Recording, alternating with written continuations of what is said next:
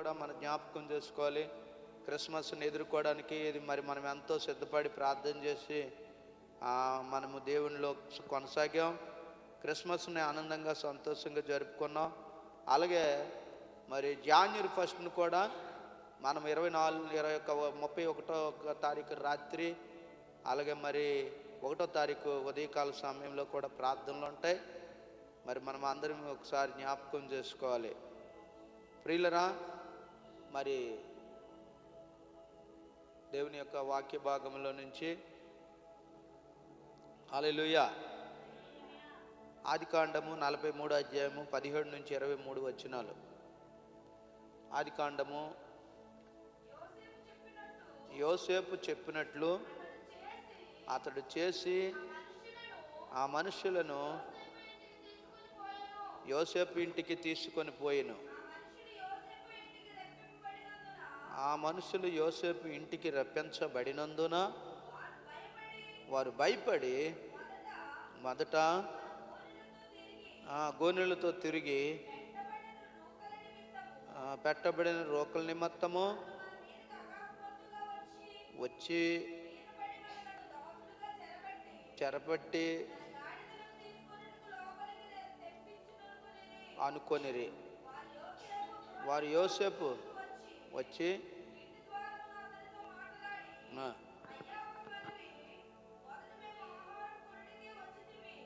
అయితే చదువు కంటిన్యూ.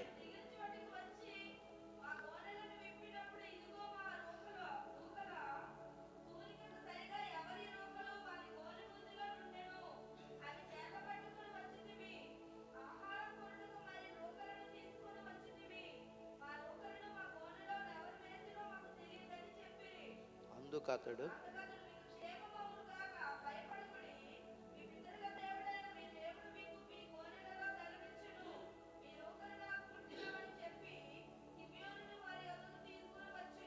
ఆమేన్. చాలమ్మ, చూసారా? మీ గోనెలలో మీ ధనం మీ దగ్గరే ఉండునుగాక, మీ ఇంటిలో ధనం మీ దగ్గర ఉండునుగాక. కాబట్టి వారు యోసేపుని అక్కడ తీసుకొని వచ్చినప్పుడు అక్కడ అంటున్నారు, ఈ రోకలు మా యొక్క గోనెల్లో ఉంచారు, ఎవరో మాకు తెలీదు. మా గోనెలు మేము కొనడానికి తెచ్చినటువంటి ధనము, మళ్ళీ తిరిగి మా రోకల్లో మా గోనెలోనే ఉండిపోయింది అని వారు మాట్లాడుతూ ఉన్నారు. అంతే, దేవుడు మనకు అటువంటి సర్వసమృద్ధి అనేటువంటి ఆశీర్వాదాలు రానున్న దినాల్లో ఇవ్వాలని దైవజనుడిగా నేను కోరుకుంటూ ఉన్నాను. అయితే యోసేపు చెప్పినట్లు అతడు చేసి ఆ మనుషులను యోసేపు ఇంటికి తీసుకొని పోయిను. ఆ మనుషులు యోసేపు ఇంటికి రప్పింపబడినందున వారు భయపడి మొదట మన గోనెల్లో తిరిగి పెట్టబడిన రోకల నిమిత్తము అతడు మన మీదకి అకస్మాత్తుగా వచ్చి ఒకవేళ మీద పడి మనలను దాసులుగా చెరపట్టుకొని పోవునేమో అని భయపడ్డారు. దేవునికి స్తోత్రం. రెండోసారి దేవుడు ఏం చేశాడు?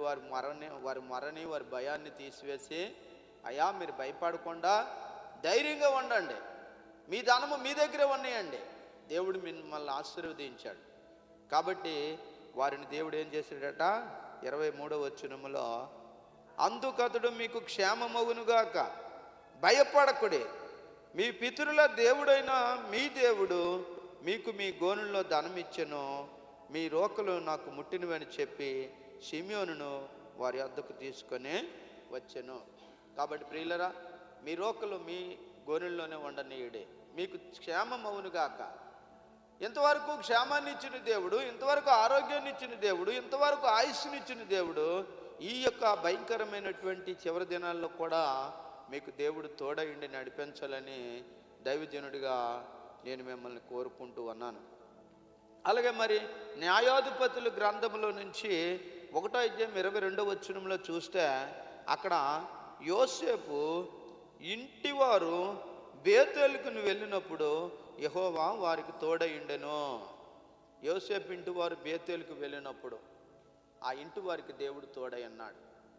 కాబట్టి ఇక్కడ క్షేమాన్ని ఇచ్చిన దేవుడు, రోకల్ని ఇచ్చిన దేవుడు, ధనాన్ని ఇచ్చిన దేవుడు. వారి ధనము వారికే ఇచ్చాడు, వారి రోకలు వారికే ఇచ్చాడు, రోకలు ఫ్రీగా ఇచ్చాడు, వారి ధనము వారి దిగోనుల్లోనే ఉన్నది. ఇక్కడ చూస్తే నీకు దేవుడు తోడయుండును. యోసేపు ఇంటి వారు బేతేలుకు వెళ్ళినప్పుడు యోసేపు ఇంటి వారు ఎక్కడికి వెళ్ళారమ్మా?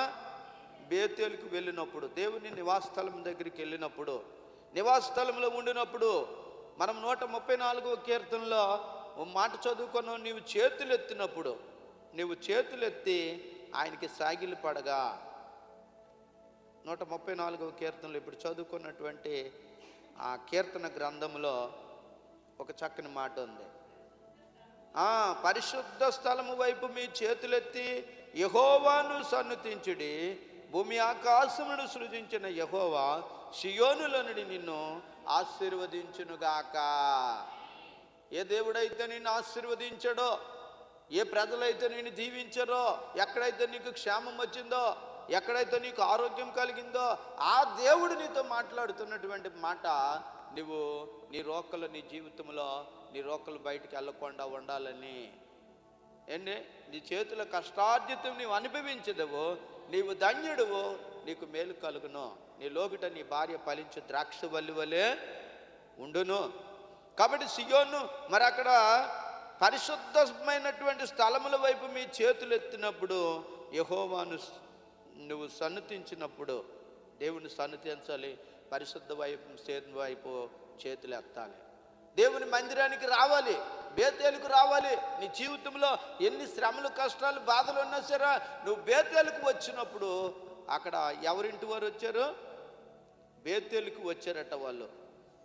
వారింటి వారు బేతేలుకు వచ్చినప్పుడు, యోసేపు ఇంటి వారు బేతేలుకు వచ్చినప్పుడు యెహోవా వారికి తోడయిండెను. చూసారా?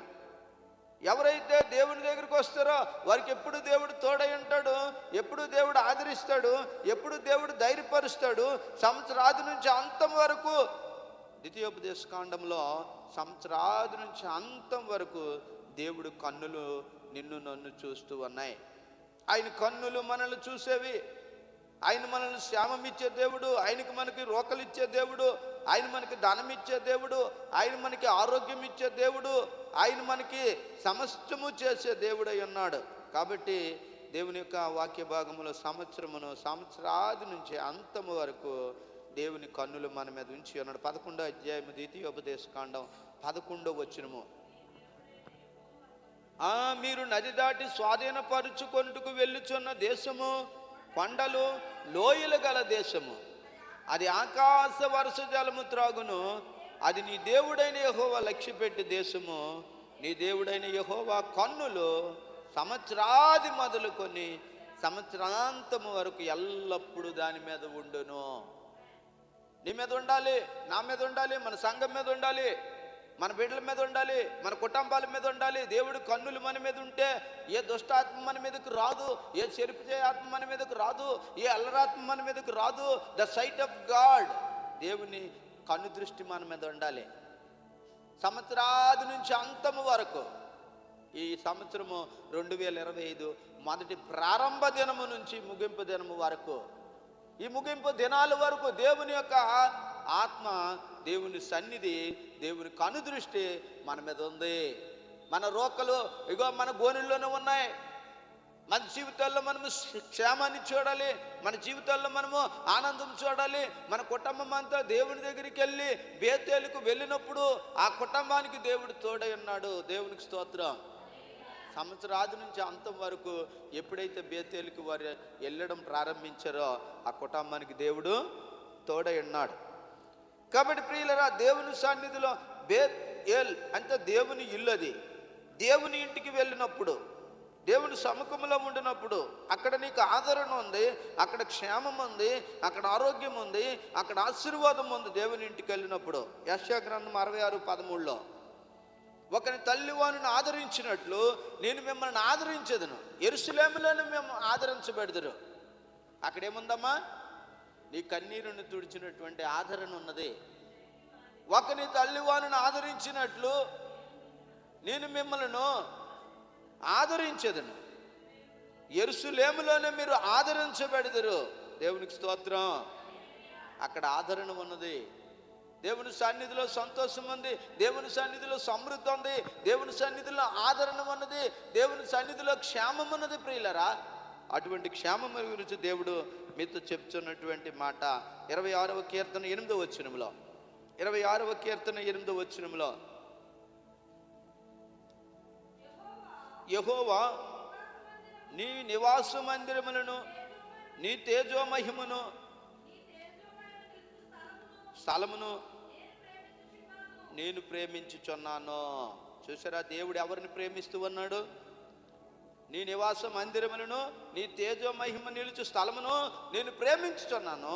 ఆ స్థలము దగ్గరికి ఎవరైతే వస్తారో, ఆ బేతేలుకి ఎవరైతే వస్తారో, అక్కడికి దేవుని సన్నిధికి ఎవరైతే వస్తారో వారిని నేను దీవిస్తాను అంటూ అన్నాడు. ఈ చివరి దినాల్లో ఇంతవరకు దీవెనలు పట్టుకొని మనం వస్తున్నటువంటి మనల్ని దేవుడు ఇంకా దీవించాలని, ఆశీర్వదించాలని, మనం సిద్ధపాటు కలిగి ఉండాలని నెహెమ్యా అంటూ ఉన్నాడు. నెహెమ్యా గ్రంథము చూసినట్లయితే నెహెమ్యా భక్తుడు 3-5 అక్కడ 4 విషయాలు చెప్తూ ఉన్నాడు. 5వ అధ్యాయం 8వ వచనములో, నెహెమ్యా 5వ అధ్యాయము 8వ వచనము, నెహెమ్యా గ్రంథము 5వ అధ్యాయము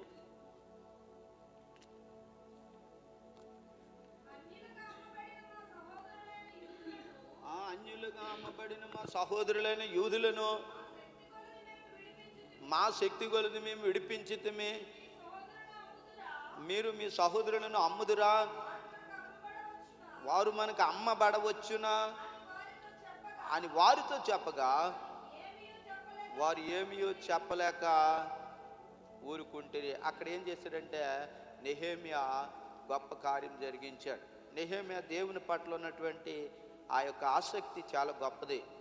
అందుకుంటే ఆయన అన్నాడు, ఆ పని చేయలేకుండా మేము ఆసక్తిలో మగుదుముకొని వారందరూ మిమ్మల్ని బెదిరింప చూచురు, కానీ నేను అటువంటి కార్యములను మేము ఎంత మాత్రమును చేయవారము కాము. వీటిని మనసులో నుండి నీవు కల్పించుకుంటామని అతని యొద్దకు నేను వర్తమానమును పంపితిని. దేవా, ఇప్పుడు నా చేతులను బలపరచుము. ఇంతవరకు మా చేతులు బలపరచు. 6వ అధ్యాయము 8వ వచనములో చెప్తున్నాడు, మా చేతులు బలపరచు, మా యొక్క నడుములను బిగించుకొని మా నడుములను సరిచేయము, మా చేతులను బలపరచుము, మాకు క్షేమమును కలుగు చేయము, మాకు రోకలను ఇవ్వము, మాకు గోని పట్టల్లో మా రోకలు ధనము మాకు వచ్చునుగాక, మా చేతులను బలపరచుదువుగాక, మాకు క్షేమము కలుగునుగాక, మాకు ఆనందము కలుగునుగాక, మేము ఆరోగ్యమును చూచుదుముగాక, మా పంట దీవించబడునుగాక, మా వ్యాపారమును దీవించబడుదుగాక, దేవుని సన్నిధిలో మన ఉద్యోగములను దేవుడు దీవించునుగాక, మన చిరు వ్యాపారాల్లో దేవుడు తోడయుండును గాక, మన వ్యవసాయంలో దేవుడు తోడయుండును గాక. ప్రియులారా, ఇక్కడ నెహెమ్యా 4 పనులు చేశాడు, ప్రేయర్ చేశాడు. మొదటిదే నెహెమ్యా ఏం చేశాడు? ఆకాశమందు ఉన్నటువంటి దేవునికి ప్రార్థన చేశాడు. చూసారా, ఆయన అనగనగా ఆకాశం ముందున్న దేవా, 5వ వచనం 1:5, ఆకాశం ముందున్న దేవా యెహోవా, భయంకరుడైన గొప్ప దేవా, నిన్ను ప్రేమించి నీ ఆజ్ఞను అనుసరించి నడుచుకొని వారిని కటాక్షించి వారితో నిబంధన స్థిరపరచువాడా, నీ చెవి యొగ్గి నా నేత్రములు తెరిచి నీ సన్నిధిని దేవరాత్రముని సన్నిధి ఇశ్రాయేలు పక్షముగా నేను చేయి ప్రార్థన అంగీకరించుము. మొదటి ప్రార్థన చేశాడు, ప్రేయర్. మొదటిది ప్రార్థన చేశాడు, రెండోది ప్రిపేర్ చేశాడు, మూడోది ప్రిపరేషన్ చేశాడు, నాలుగోది ప్లానింగ్ ఇచ్చాడు. దేవునికి స్తోత్రం. ఏంటమ్మా? మొదటిది ప్రేయర్ అంట, ప్రార్థన. ప్రేయర్ అంటే ఏంటమ్మా? ప్రార్థన చేశాడు. అసలు మంచిగా ఇల్లు కడుతాను, అంతా మా ఇష్టం అనుకుని, డబ్బులు ఉన్నాయి కదా, దాని ముందు కదా, మేము మా ఇష్టానుసారంగా కట్టిద్దామని బయలుదేరిపోలేదు, పెళ్లి చేసిద్దామని మా ఇష్టానుసారంగా బయలుదేరిపోలేదు. కానీ డబ్బులు ఉన్నా సరే, వస్తువులు ఉన్నా సరే, ఆస్తి అంతస్తులు ఉన్నా సరే, పలుకుబడి ఉన్నా సరే, మెటీరియల్ ఉన్నా సరే, ఇక్కడ ఏం చేశాడు? నెహెమ్యా ప్రార్థన చేశాడు. మరి నూతన సంవత్సరంలోకి వెళ్ళబోతున్న మనము కూడా ఏం చేయాలి? బలమైన ప్రార్థన చేయాలి. ప్రార్థన బలంగా ఉండాలి, ప్రార్థన స్థిరంగా ఉండాలి. ప్రార్థన బలంగా ఉంటే, ప్రార్థన స్థిరంగా ఉంటే, నీ విశ్వాసం స్థిరంగా ఉంటే నీ జీవితంలో నువ్వు గొప్ప కార్యములు చూడగలవు. ముందు ప్రార్థన, రెండోది ప్రిపేర్ చేశాడు. తనతో పాటు ఉన్న వారిని ప్రిపేర్ చేశాడు. ప్రిపేర్ అంటే సిద్ధపరిచాడు. ప్రిపేర్, వారిని కూడా సిద్ధపరిచాడు. వారిని సిద్ధపరిచి ఏం చేశాడు? దేవుని పని కొరకు వారిని ప్రిపేర్ చేశాడు. పట్టణ ప్రాకారమునకును మందిరముతో సంబంధించిన కోట గుమ్మములకును నేను ప్రవేశింపబోవు ఇంటికిని దూలములో మానులు ఇచ్చినట్లుగా రాజుగారి అడవులను కాయు, ఆసాపునకు ఒక తాకీదుని ఇవ్వడని ఆజ్ఞాపించితిని. 2వ అధ్యాయము 8వ వచనంలో ప్రిపేర్, ప్రేయర్, ప్రిపేర్, ప్రిపరేషన్ అంటే ప్రాధాన్యత ఇచ్చాడు. 4వది ప్లానింగ్ చేశాడు, ప్లానింగ్ కమిషన్ వేశాడు. కాబట్టి మనం ఈ నూతన సంవత్సరంలో అడుగు పెడుతున్న మన జీవితాల్లో కూడా ప్రేయర్ ముందు చేసుకోవాలి, ప్రిపేర్ ముందు అవ్వాలి, నూతన సంవత్సరానికి ప్రిపేర్ చేసుకోవాలి. ఏంటమ్మా, నూతన సంవత్సరంలో అడుగు పెడుతున్నాం కానీ దేవుడు మనకు అన్నీ సిద్ధపరచులాగా, నా ఇంటిని, నా కుటుంబాన్ని, నా పిల్లలని, నా వ్యవసాయం, నా పాడిని, నా పంటని అన్నిటి కొరకు నువ్వు ప్రిపేర్ చేసుకోవాలి. ఎవరైనా ఇప్పుడు మన ఇంటికి వస్తారనుకో చుట్టాలు, వచ్చినప్పుడు వాళ్ళకి ముందు ఏం చేస్తారు? చుట్టాలకి అన్నీ కావాల్సినవన్నీ ఓ డ్రింక్ బాటిల్లో, అరటిపల్లో, బిస్కెట్లో ఏ ఒకటి తెచ్చి ఇంట్లో పెడతారు. చికెన్ మాట తర్వాత విషయం, అది ఎలాగ అవుతుంది. ముందు ప్రిపేర్, ప్రార్థన, సిద్ధపాటు. నూతన సంవత్సరం వస్తుంది, కొత్త బట్టలు వేసుకోవడం, ఏమండి ఏదోదో పెద్ద అలంకారాలు, ఆచారాలు, అలవాట్లు కాదు, కానీ దేవుని సన్నిధిలో మనల్ని మనము ప్రిపేర్ చేసుకోవాలి. ప్రేయర్ చేయాలి, ప్రిపేర్ చేయాలి, ప్రిపరేషన్ చేయాలి. ప్రిపరేషన్ దాని గురించి ఏంటండి ప్రిపరేషన్ చేయాలి. నెహెమ్యా అన్నీ ఉన్నాయి అక్కడ వాక్యంలో. నెహెమ్యా ప్రార్థన చేశాడు ముందుగా దేవునికి, తర్వాత ప్రిపేర్ చేశాడు ప్రజల్ని, తర్వాత ప్రిపరేషన్ ఇచ్చాడు ఆ ఏటేటి కావాలి అన్నిటి కొరకు, తర్వాత ప్లానింగ్ చేశాడు. Planning commission, planning.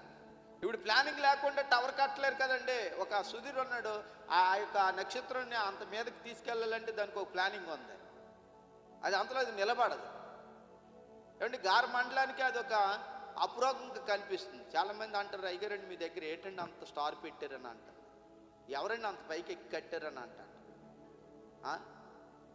చాలామంది కుమ్మరగొంట నుంచి ఒక పాస్టర్ గారు వచ్చారట, ఆయన చూసి నేను నర్సంపేటలో నాకు అడుగుతాను, రేటయ్య గారు అంత డెకరేషన్ పెట్టారు. డెకరేషన్ మనం ఏంటి కట్టలేదు, లోన్ ఇల్లు ఎక్కడెక్కడ చిన్న చిన్న డెకరేషన్లు కట్టాం, కానీ పైన కట్టింది ఆ కాలేజీ బస్సులు వెళ్తున్న వాళ్ళు, ఆ స్కూల్కి వెళ్తున్న వాళ్ళు, హాస్టల్కి వెళ్తున్న వాళ్ళు, ఆ రోడ్డు అంటే వెళ్తున్న వాళ్ళు, ఇటు నుండి అట్లు వెళ్తున్న వాళ్ళు, అటు నుండి ఇటు వస్తున్న వాళ్ళు. ఒరే పగలైతే బాగోదు కానీ రాత్రి ఇంకా బాగుంటుంది రా చూడాలట అని అంటారు. రాత్రి లైటింగ్, పగల లైటింగ్ ఉండదు కదా. దేవుడు ఏమన్నారు, రాత్రి నిలిచిండు వారులారా, కీర్తన గ్రంథం 134వ కీర్తన. రాత్రి పల్లవి చదివింది, రాత్రి నిలిచిండు వారులారా మీరు అందరూ యెహోవాను సన్నుతించుడి. రాత్రి నిలిచిండు వారులారా, యెహోవా మందిరములో రాత్రి నిలిచిండు వారులారా మీరందరూ యెహోవాను సన్నుతించుడి. రాత్రిపూట స్టార్ కనిపిస్తుంది, పగలు నువ్వు ఎన్ని లైట్లు పెట్టినా ఎన్ని ఈ పెట్టినది కనిపించదు, కానీ రాత్రిపూట మరి కనిపిస్తుంది. దాని గురించి చాలా మంచిగా సిద్ధపరిచారు. గారమండలంలో కానీ ఎక్కడా అలాంటి స్టారు కట్టబడలేదు.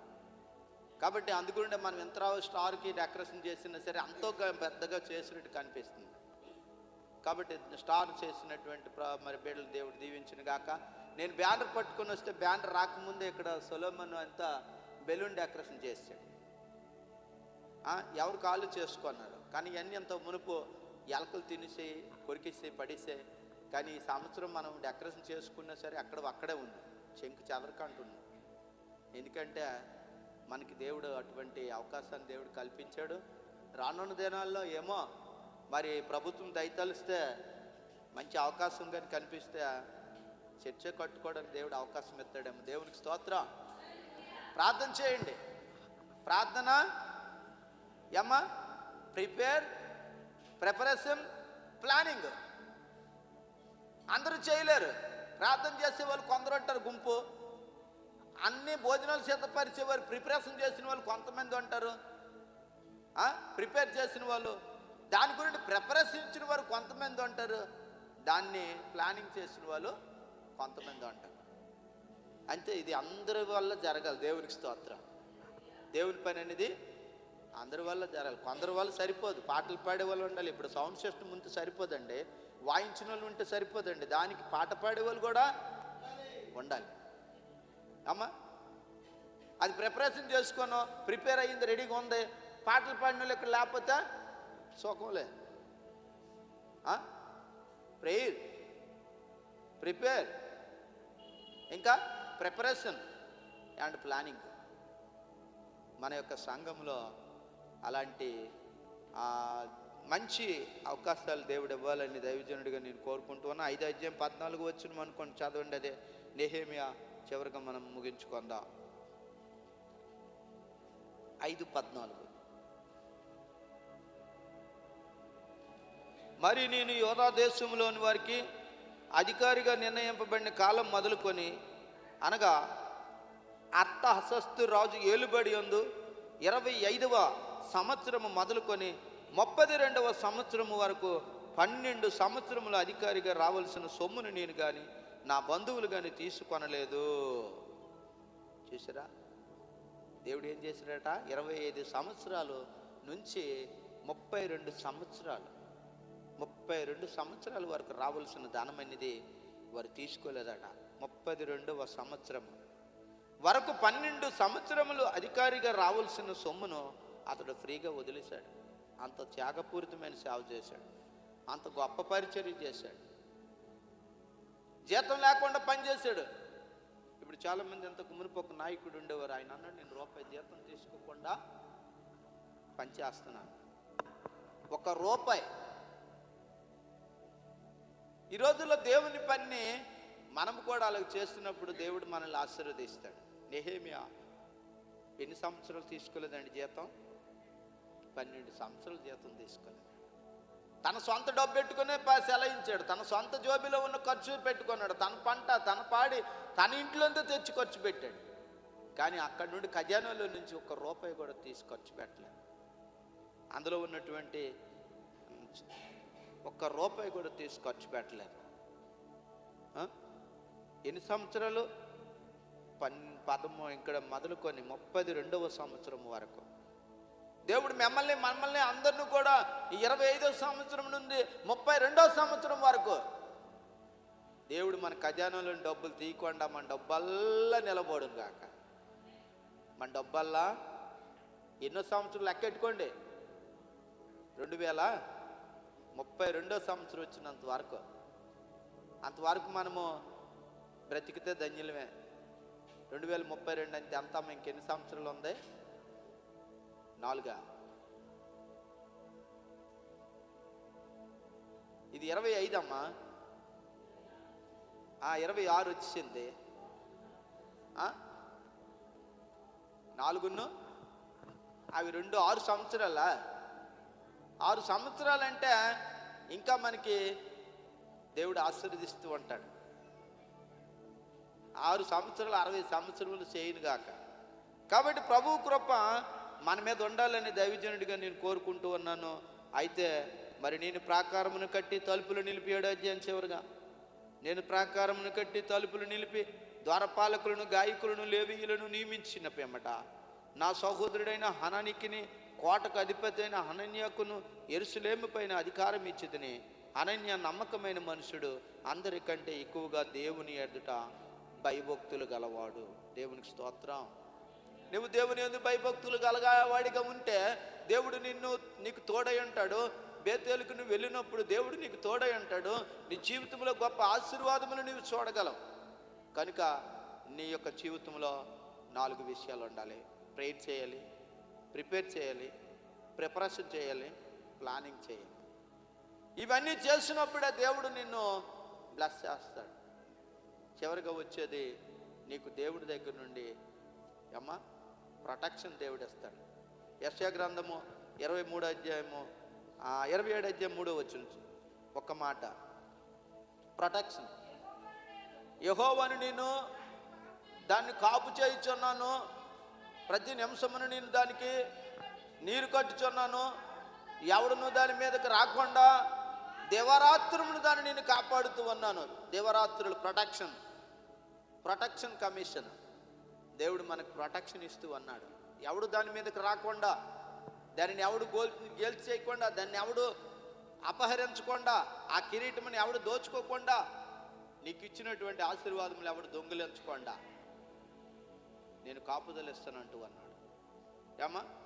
ప్రే, prepare, protection, preparation, planning, protection, దేవుడు కాపుదల. ఆ దేవుని కాపుదల ఉంటే ఆటోమేటిక్గా బ్లెస్సింగ్స్ అన్ని దేవుడి దగ్గర నుండి మనకు వస్తాయి. అదేదో అంటారులేండి పెద్దలు, కొప్పు ఉంటే ఎన్ని కిప్పులని పెట్టుకోవచ్చట. కొప్పు లేని కిప్పులు ఎలా పెడతారండి?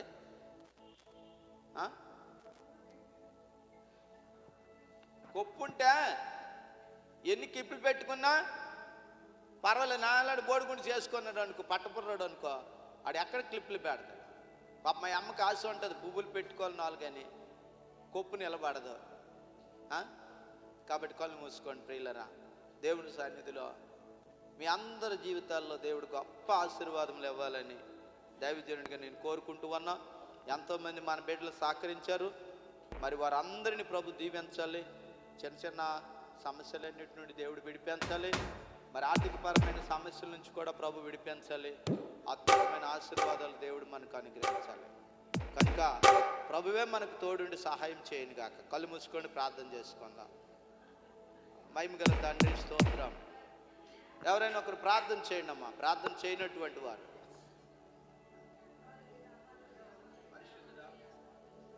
మైక్ ఇచ్చేయండి.